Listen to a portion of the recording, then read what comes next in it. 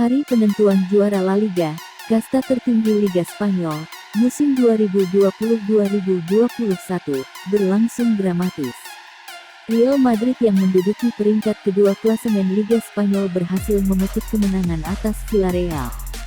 Laga Real Madrid versus Villarreal yang digelar di Stadion Alfredo Di Stéfano pada Sabtu, tanggal 22 Mei tahun 2021, malam WIB itu berakhir dengan skor 2-1.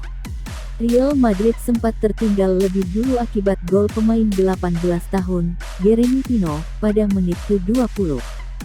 Setelah itu, Real Madrid berbalik unggul lewat gol Karim Benzema, menit ke-87, dan Modric menit ke-92. Kendati memetik kemenangan, Real Madrid tetap harus merelakan trofi La Liga ke tangan Atletico Madrid selaku pemimpin klasemen Liga Spanyol.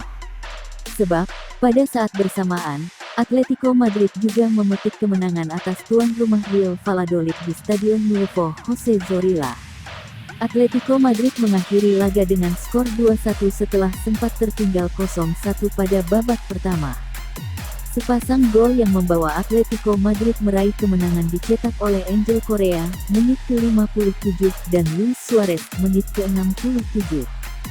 Sementara itu, satu gol yang dibukukan Real Valladolid tercipta melalui aksi Oscar Plano, menit ke-8. Hasil ini membuat Atletico Madrid dipastikan menjadi juara Liga Spanyol musim 2020-2021. Klub berjulukan Los Rojiblancos itu menempati puncak klasemen dengan koleksi 86 poin.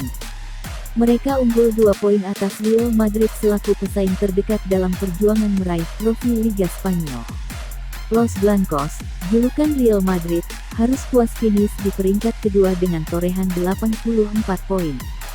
Bagi Atletico Madrid, ini adalah trofi Liga Spanyol kedua yang mereka raih dalam satu dekade terakhir. Sebelumnya, Atletico di bawah asuhan Diego Simeone berhasil menjuarai Liga Spanyol musim 2013-2014.